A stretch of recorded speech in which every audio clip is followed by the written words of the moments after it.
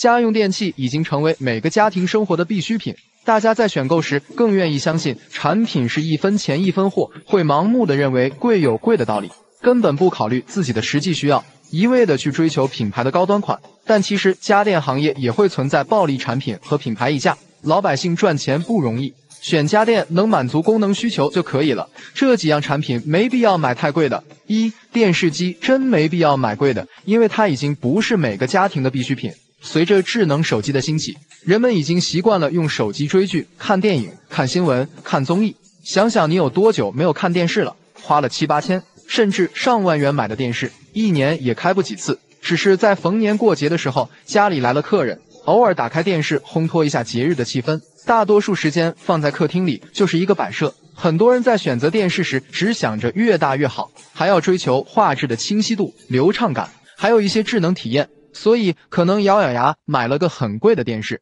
但你有没有想过，单次使用的成本太高了，质量再好，功能再全的电视最多也就10年8年寿命，10年以后就算没有坏也会被淘汰的。所以电视对于使用频率不高的家庭完全没必要买贵的。小东建议电视选 LED 屏，真 4K 4核的，运动内存 2GB 以上，存储空间在 16GB 以上的65或75寸的3、4千价格的足够用了。2、烟机对于中国家庭来说，一日三餐只要下厨，烟机是必不可少的。大家在选购烟机时会担心便宜的烟机排烟效果不好，搞得油烟到处跑，所以往往会一狠心花了6、7千买个大牌烟机，想着日后用个10年8年也没问题。但其实烟机没啥技术含量，说白了就是一个风机和外壳，使用寿命好与坏取决于电机的用量，相对来说纯铜电机使用寿命会更久。至于抽油烟的效果，还要看它的吸力、风压、排烟量等参数。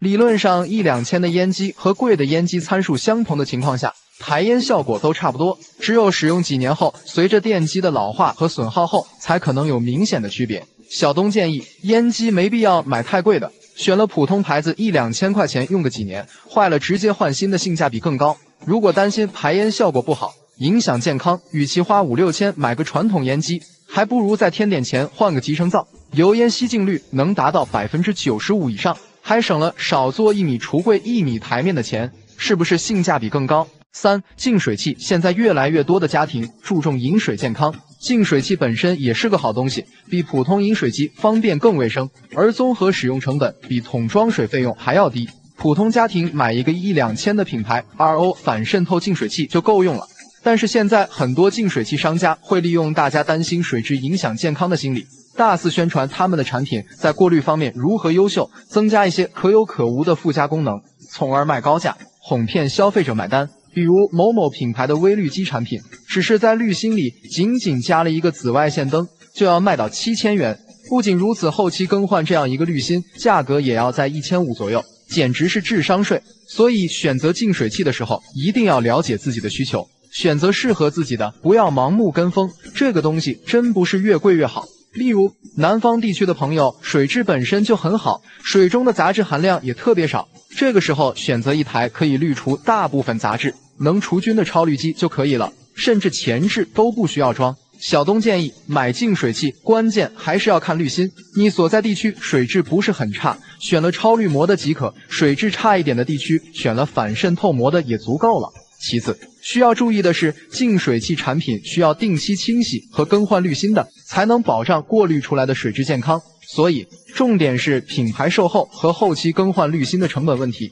4、洗衣机经常有装修的朋友问，洗衣机到底是选涡轮还是滚筒，哪个更好？涡轮洗衣机操作简单，省时省力，而且洗的衣服还干净。市场上1、2千块钱就能买到一个不错的品牌，但还是有很多人愿意花7、8千，甚至上万元买一台滚筒洗衣机。那贵的滚筒洗衣机基本上就是功能更完善一些，净味杀菌、空气洗、烘干无褶皱等等。但是对于普通家庭来说，这些功能完全没必要。家里有多少高端衣物需要这么精细洗？多花了几大千块，平时洗的都是普通面料的衣物，性价比实在不高。就算偶尔有几件高档面料的衣服需要精洗的，直接拿干洗店洗不是更实惠？所以洗衣机没必要买太贵的。小东建议选择洗衣机尽量选择容量大的，考虑性价比就买涡轮，追求护衣省水的就买滚筒。另外，洗烘一体机不能100%烘干，后期还需要晾晒，性价比不高。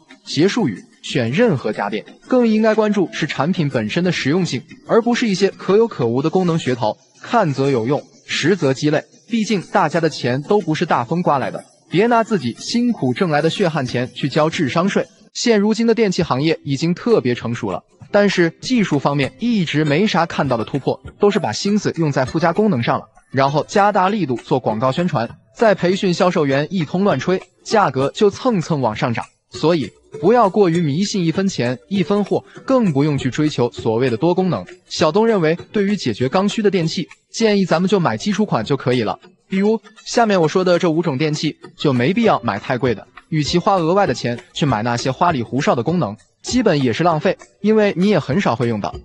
电视机。现在的电视机其实已经不再是家庭的刚需品了，越来越多的年轻人装修时根本不买电视，而是选择用投影仪代替。确实，技术发展到今天都是小屏时代了，人们更习惯用手机追剧、看新闻、看电影。像我家电视基本上已经大半年没开过了，1年到头也看不了几次，买那么贵的，要那么多附加功能有什么用呢？所以买电视机完全没必要花大价钱买太贵的。对于大部分家庭来说，选择个65或75寸左右的，完全可以满足日常家用。对于商家宣传的画质有多好，音质有多高之类的，一般情况下，只要差别不是太大的，咱们基本是分辨不出来的。小东建议，电视机就买个刚需基础款就好，不用太追求最新技术、更多功能啥的。至于音质方面，建议花了几百块买个音响或回音壁，效果绝对要超电视自带的音质。品牌方面，选择国产品牌性价比更高，像 TCL、海信、创维都非常不错。平时喜欢玩游戏的建议挑选个大内存机型。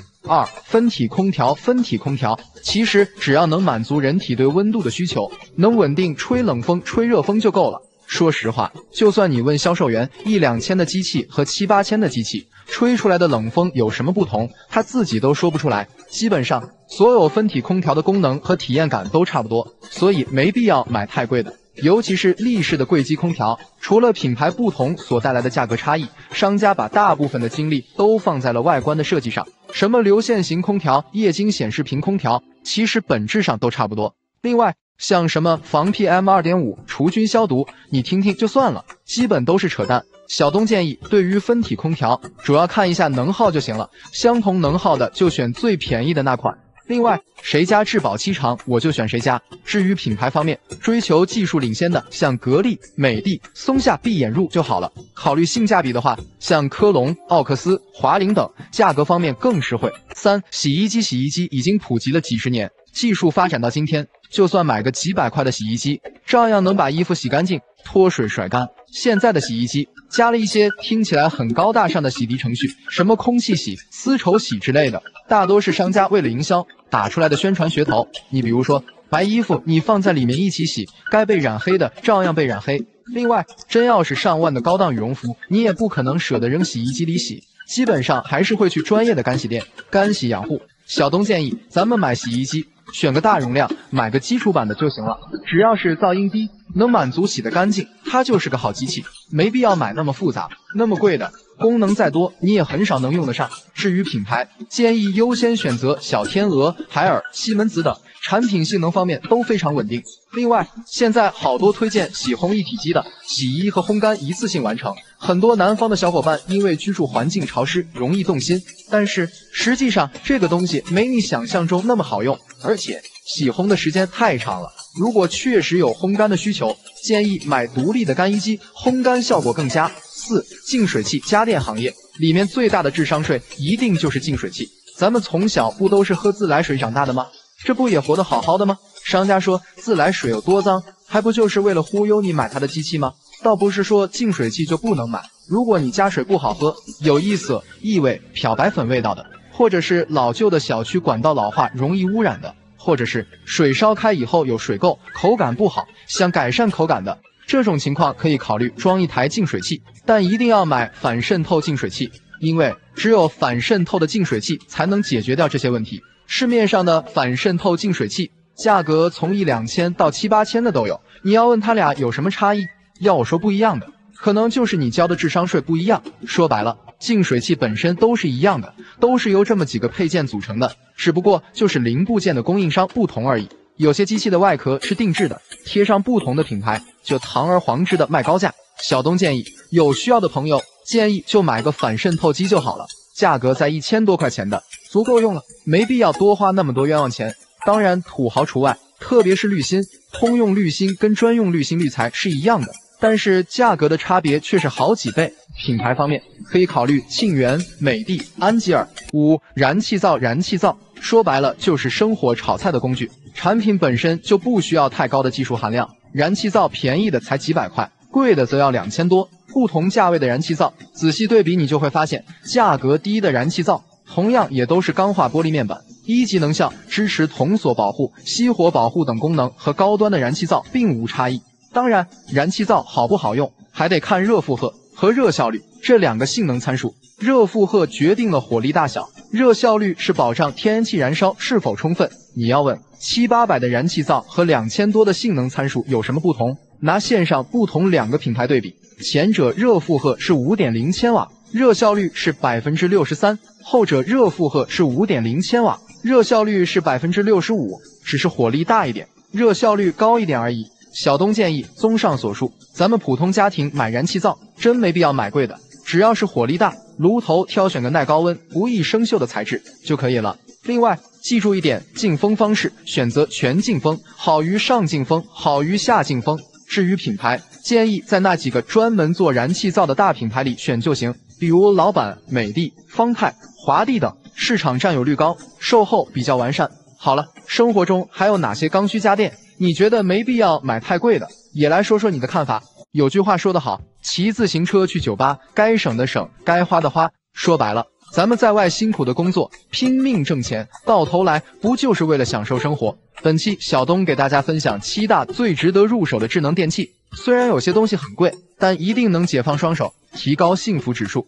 1. 智能马桶，智能马桶或者叫智能马桶盖。这个东西我相信没用过的人会说还好，用过的人再也离不开它了。买它的理由就是让你和家人如厕更方便和舒适，比如说自动翻盖、自动冲水功能，不需要手动接触马桶，方便又卫生。另外还有坐圈加热，冬天上厕所也不会冻屁股，用完自动清洗和烘干功能，更是对孕妇和上了年纪的老人相当友好。小东建议智能马桶要选带水箱，冲得干净，选择双水路的，用水卫生。另外建议选择即热式的，活水即热，干净卫生。还有记得要选有停电带冲水功能的，即使停电了也能当普通马桶用。品牌方面推荐，国产推荐恒洁、九牧、箭牌，国内卫浴老品牌，进口推荐科勒、TOTO， 马桶盖推荐松下，质量更优。2. 烘干机，用过烘干机的人都知道，烘干的衣物通常都是柔柔软软的，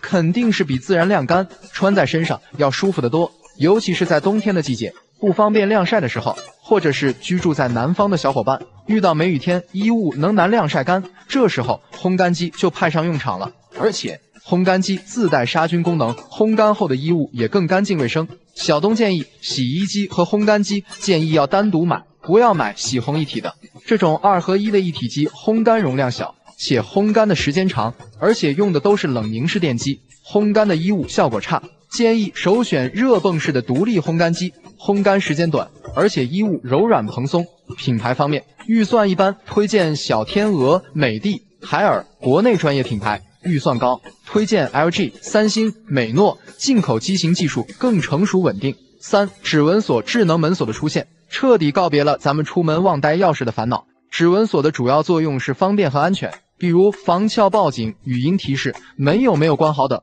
安装了指纹锁的朋友经常听到的一句话就是真的是后悔当初没有早点买，再也不用一手拎着快递一手掏半天钥匙了。总之，有了智能门锁真的是生活方便太多。小东建议购买指纹锁，建议功能越少越好，说白了锁就是用来锁门的，功能越多安全性就会降低。带个指纹解锁、密码解锁、应急钥匙和 Type-C 应急充电功能就足够了。像可视猫眼、视频功能就别考虑了，费电不说，价钱还贵，实际生活中用不到多少次。品牌方面，如果考虑全屋智联互动，推荐小米、陆克。单独购买智能锁，推荐德诗曼、TCL、凯迪仕这样专业领域选手。4. 扫地机器人，不得不说科技可以改变生活，也真的可以拯救懒人。现在的年轻人在外辛苦工作了一天，回到家哪有几个爱做家务的？扫地机器人的问世，就是可以代替你去完成你不想做的家庭劳务，让你从重复的无效劳动中解放出来。而且，扫地机工作时是连吸带扫，比你手动劳作清扫干净太多。小东建议，扫地机器人发展到今天，技术已经非常成熟了，只要不是1000元以下的杂牌产品，其实主流品牌产品在清扫能力表现上并不明显。大家在选购时建议多关注一下噪音问题。至于避障能力、防缠绕等功能，品牌之间差异化并不大。品牌方面推荐科沃斯、石头、云鲸这3个牌子，目前不论是口碑、产品性能还是销量都名列前茅。5. 洗碗机，很多人诟病说洗碗机浪费水，洗不干净。小东想说，这么说的人肯定是没用过，或者说没用过好的。目前的洗碗机技术已经相当成熟了，无论是从节能省水或者洁净程度等等，都比手洗要强。而且洗碗机还能高温消毒，并且烘干，高端的产品还带有保管功能，相当于又节省个消毒柜。小东建议，洗碗机能买内嵌或独立式，就别买台式或水槽式，容量尽量买大的，至少12套起步。除了日常洗餐具外，还能洗锅具的洗碗机才能让你真正解放双手。另外，建议选择1级水效的，除了更节能省水外，在清洁能力和烘干效果上也更优秀。品牌方面，国产推荐美的、海尔，售后相对完善；进口推荐西门子、松下、美诺，技术更为成熟。6. 厨余垃圾器，对于有洁癖的人来说，洗完碗碟再去抠垃圾，这个想象一下都难受。这个时候，有了厨余垃圾处理器就方便多了，它能把一切残羹剩饭，包括一些细小的骨头，都能通通打碎后冲走，既干净又方便，不必再费力的清理下水口提篮，更不用为难以分类处理的厨余湿垃圾头疼了。小东建议，对于垃圾处理器，很多人担心会堵，其实主要原因都是因为使用不当造成的。不能处理的食物千万别往里倒，比如贝壳、鱼鳞、长纤维物等物。其次是太油的食物，油脂过多容易凝固，造成堵塞。另外，建议下水管最好直接通到下水道，横管弯管不要太多，避免堵塞。品牌方面，推荐贝壳巴斯、爱诗意、复旦申花，前两者是做厨余垃圾器比较早的老牌厂商，后者是靠技术和研发迅速崛起的品牌新贵。7. 投影仪，投影仪影院式的沉浸体验可比看电视爽多了，所以越来越多的年轻人在装修新居时放弃了传统的电视机，改用投影仪。对于年轻人来说，有了投影仪，仿佛有种把电影院搬回家的感觉，尤其是体验过 4K 投影带来的视觉效果和冲击力，其他真的无法将就。当你拥有一个家庭影院，再也不用外出看电影了，在家就能实现电影、球赛、游戏自由了。小东建议，家用投影仪怎么选？看4个核心选购参数，看亮度，1000 ANSI 流明只适合夜间使用，白天用要选2000 ANS 流明以上。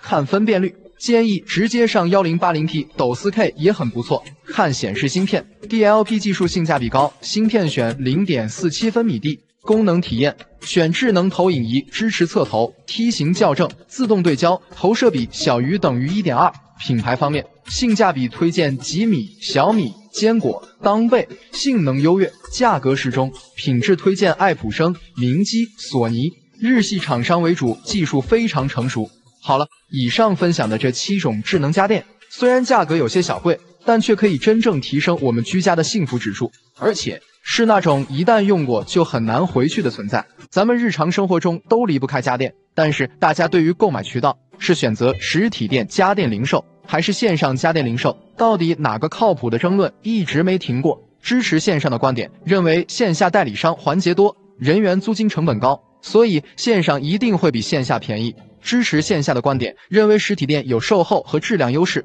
而且好砍价，往往要比线上更实惠。实际上，咱们作为消费者，盲目相信哪一方都是要吃亏的。我本人呢，在家装行业摸爬滚打已经15个年头了，因为自身职业的关系，近些年也和不少家电圈的从业者打过交道，多少也知道一些家电行业的内幕。本期小东就和大家客观的分析一下这个事儿，分享一些商家的套路，帮大家守护好自己的钱袋子，避免入坑。1. 线上线下它是同一型号，但实体店的价格却低于线上，这到底是怎么回事？很多朋友发现去线下买家电，导购员直接告诉你现场拿着型号做对比，说我永远比线上便宜几百块钱，这谁能顶得住啊？又能看得见，又能摸得着，还比线上便宜，当场就下单了。实际上，现在这种情况在家电行业已经非常普遍了，可以明确的告诉你，线上这款产品就是扛价的。线上并不主要为了销售，它的使命是为了给线下做宣传，在各大电商平台里都摆着价格，永远稳稳的顶住，给实体店比价的空间。至于线上的销量，其实都是比较好操作的，就算放在那儿不刷单，也能产生个几十到上百笔销售。所以建议大家不要光跟线上比价，最好也类比一下同品牌、相近功能、相近参数的不同型号，这样才不会吃亏上当。二，说说品牌方为什么要搞那么多家电型号，比如说明明看着只是有些微小的功能差别，就换个型号，甚至就换了个壳，就又换个型号，看着眼花缭乱，这不是给消费者增加选购障碍吗？说实话，这也是品牌方的无奈之举，这个已经不是什么秘密了，而是常规操作。为了避免不同渠道之间的相互挤兑，线上店铺和线下的经销商的互相竞争，如果线上和线下型号一致，售价一样的话，那肯定会造成线上线下起冲突，然后变成内部之间打价格战，最终影响和损失的是品牌自身。所以任何一个家电品牌它都会做差异化，但是品牌工厂哪有那么多功夫做产品研发，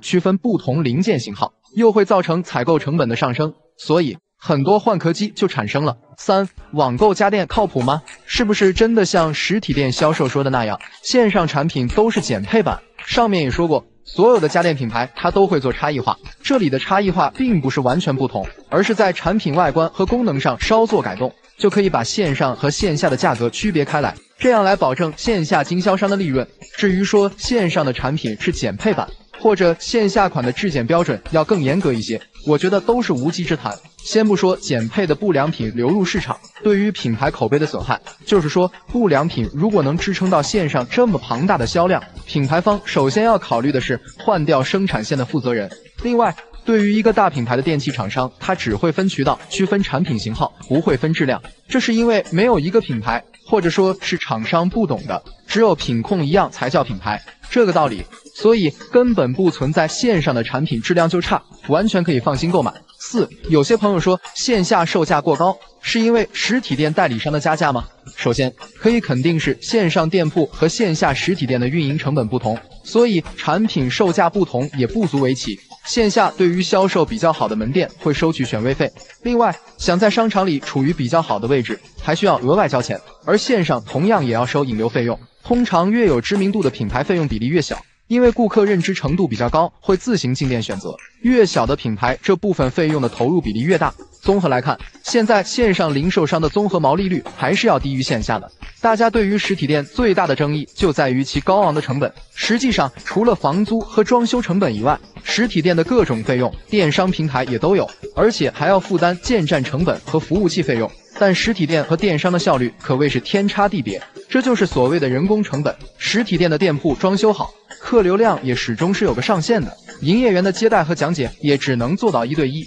厉害点的销售能同时接待几组顾客，基本也是极限了。而电商的商品详情页做好以后，几乎能解决80%的商品功能讲解需求，客服也可以同时处理不同店面的问题，不像实体店的店员没事的时候就干闲着，如果没有足够的利润，根本无法生存。说在最后，说了这么多，并不是说线下实体店它就是宰客的，毕竟实体店有线上永远比不了的服务，尤其是一些注重实际体验的产品，线下能够看得见、摸得着，还可以通过导购员的讲解，更直观地感受到这个产品的特点。而且，一般品牌的最新产品都会优先选择在线下销售，以此获得更多的客户反馈。总体来说，我个人的建议是，像电视、洗衣机、烟机灶具这类高标准化，并且品牌能够提供免费安装服务的，多数情况下选择线上购买还是很划算的。对于一些比较重安装类的产品，比如说新风系统、中央空调、燃气热水器，像这类安装复杂程度比较高的电器，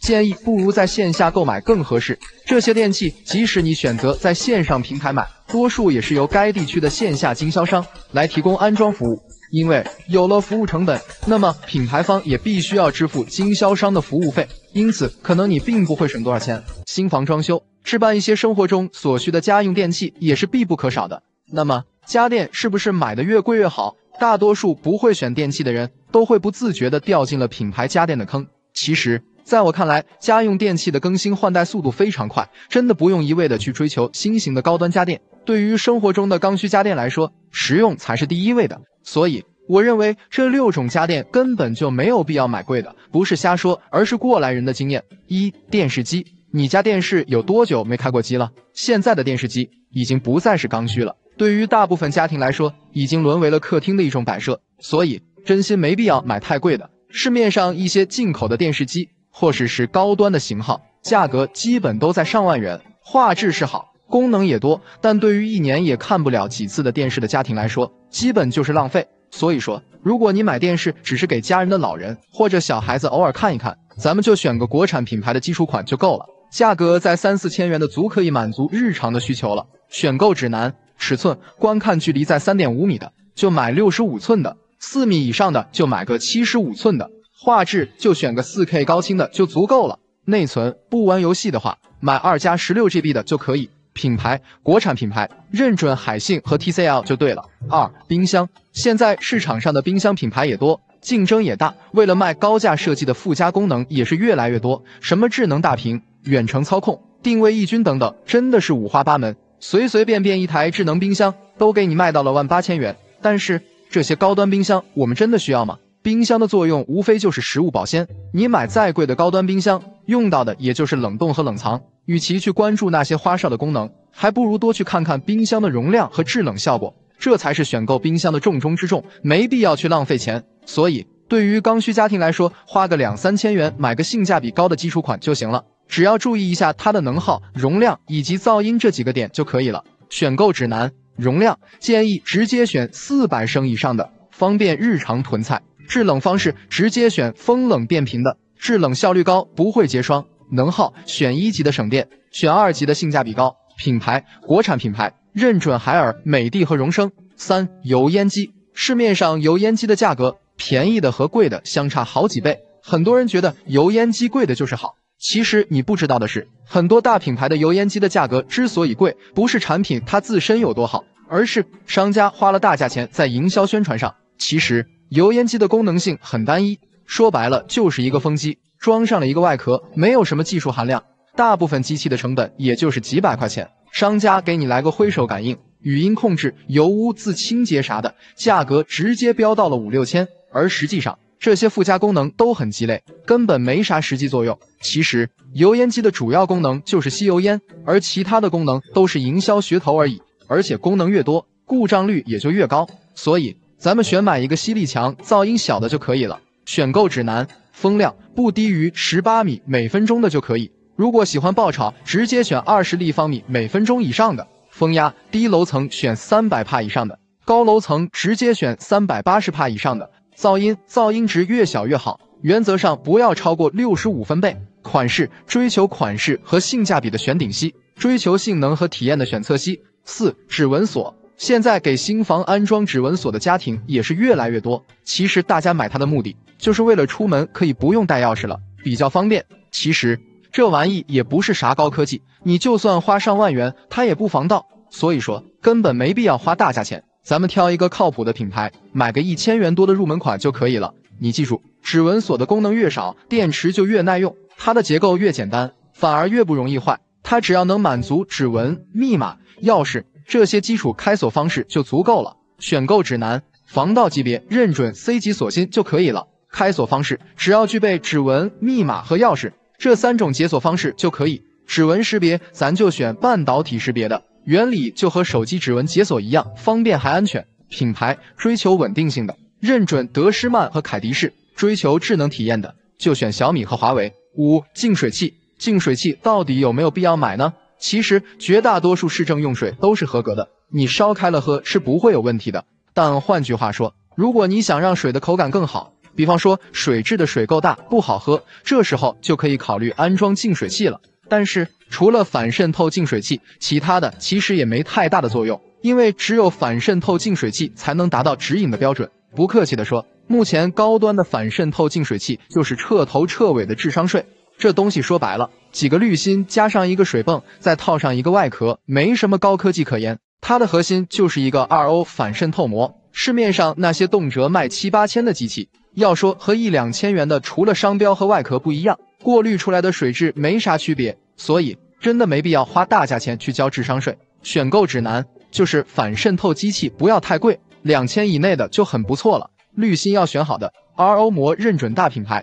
其次，问清楚整套滤芯更换成本，不然买得起用不起。大品牌的商家都是靠更换滤芯挣钱的，一定要选通用滤芯，不依赖任何商家，换一次也就200、300元。6. 洗衣机，在滚筒洗衣机没面世之前，家家户户都用波轮洗衣机，几百块的机器，照样能把衣服洗干净。现在开始流行滚筒洗衣机，比传统的波轮洗衣机更加高大上，而且功能上越发丰富了，什么空气洗、杀菌除螨、带烘干功能等等。但实际上，多一项附加功能，商家就多了一个加钱的理由。而对于普通老百姓来说，真正用到的还是只有洗衣功能。所以说，不管你是2000元还是上万元的洗衣机，咱们只要看它是否能把衣服洗干净，这一点就足够了。虽然说高端洗衣机在洗衣和护衣性能上更好，对衣服的磨损会比较小，但是你舍得把昂贵的衣服丢到洗衣机里洗吗？大多数人不还是会送到洗衣店吗？所以说，家用洗衣机真没必要买太贵的，预算范围内选个噪音小、能耗低、洁净力强的国产品牌就可以了。选购指南：容量建议直接选个10公斤以上的，洗个大件的被套也很轻松。款式追求洗衣效率的买波轮，追求功能体验的买滚筒。噪音原则上，洗涤噪音值不超过62分贝，脱水噪音值不要高于72分贝。品牌国产品牌，认准小天鹅、海尔和美的就可以了。结语：总体来说，对于刚需家庭来说，买家电建议还是首选单一功能的，需求直奔主题，太花俏的功能尽量不要，这样才更实用。记住一点，功能越多越容易坏，而且价格也贵，很多附加功能其实根本用不上。